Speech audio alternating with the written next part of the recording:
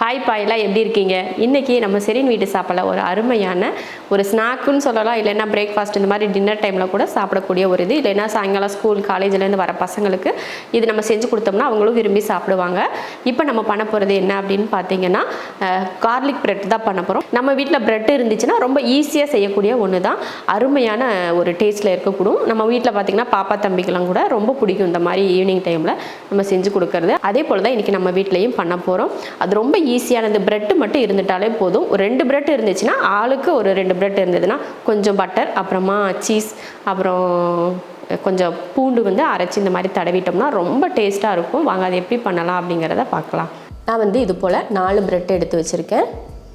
அடுத்து ஒரு பவுல் வச்சுட்டு அதில் ஒரு 10 பூண்டு பொடியை அந்த மாதிரி வெட்டி எடுத்து வச்சுருக்கேன். நல்லா நைஸாக வெட்டி எடுத்துக்கோங்க.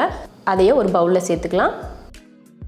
அப்புறமா கொஞ்சமாக மல்லித்தலை, 1/4 ஸ்பூன் அளவுக்கு சில்லி ஃப்ளேக்ஸ், 1 ஸ்பூன் அளவுக்கு பட்டர், இது சேர்த்துட்டு நல்லா கலந்துருவோம். நல்லா சாஃப்டாக இந்த மாதிரி எல்லாத்தையும் மொத்தமாக போட்டு கலந்ததுமே இந்த மாதிரி ஒரு பேஸ்ட் பக்குவத்தில் வந்திருக்கும். இதையே நம்ம ப்ரெட்டில் தடவி எடுத்துக்கலாம். நான் 4 ப்ரெட்லேயுமே இது போல் தடவி எடுத்துக்கிறேன்.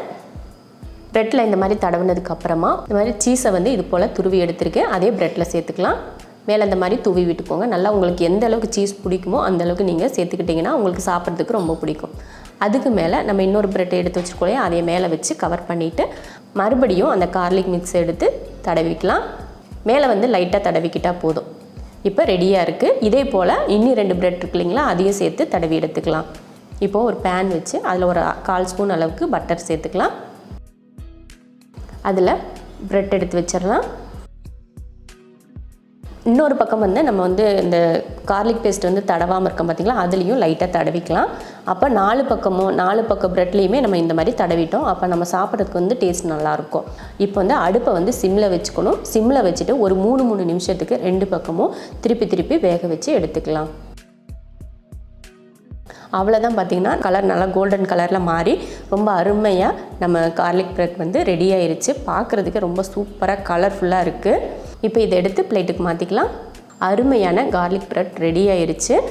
இப்படி பிச்சு எடுத்தோம்னா அப்படியே உள்ளேருந்து அந்த சீஸ் பார்த்திங்கன்னா அப்படியே நூலாக வர்றப்போ பார்க்குறதுக்கும் அழகாக இருக்கும். இதை எப்படா சாப்பிட்லாம் அப்படின்னு நமக்கு தோணும். அந்த மாதிரியான ஒரு அருமையான ஒரு டேஸ்ட்டில் கார்லிக் பிரெட் ரெடி பண்ணியிருக்கோம். நம்ம பிச்சு எடுக்கிறப்ப நீங்கள் பார்த்துருப்பீங்க, அப்படியே நூலாக அந்த சீஸ் உள்ளே இருக்க சீஸ் அப்படியே நூலாக வரும். குழந்தைங்க அதிகமாக விரும்புகிறதே அந்த இப்படி நம்ம பிச்சு எடுக்கிறப்போ அதில் அந்த நூலாக வரும் பார்த்திங்களா, அதை தான் அதிகமாகவே விரும்புவாங்க. நம்ம இதை பார்த்திங்கன்னா கடைகளில் எல்லாம் குழந்தைங்களுக்கு வாங்கி கொடுப்போம், பீஸா வாங்கி கொடுப்போம். இந்த மாதிரிலாம் நம்ம கடையில் வாங்கி கொடுக்குறத விட நம்ம வீட்டில் இந்த மாதிரி செஞ்சு கொடுத்துட்டோம்னா அவங்களுக்கும் ஜாலியாக இருக்கும், நம்மளுக்கும் கொஞ்சம் திருப்தியாக இருக்கும். நல்லா டேஸ்ட்டாக சாப்பிட்ருக்காங்க அப்படின்ற மாதிரி இருக்கும். கண்டிப்பாக இதே மெத்தடில் நீங்கள் ரொம்ப ஈஸியான முறையில் சாயங்கால நேரம் பசங்களுக்கு ஸ்கூலோ காலேஜோ போயிட்டு வர பசங்களுக்கு செஞ்சு கொடுங்க.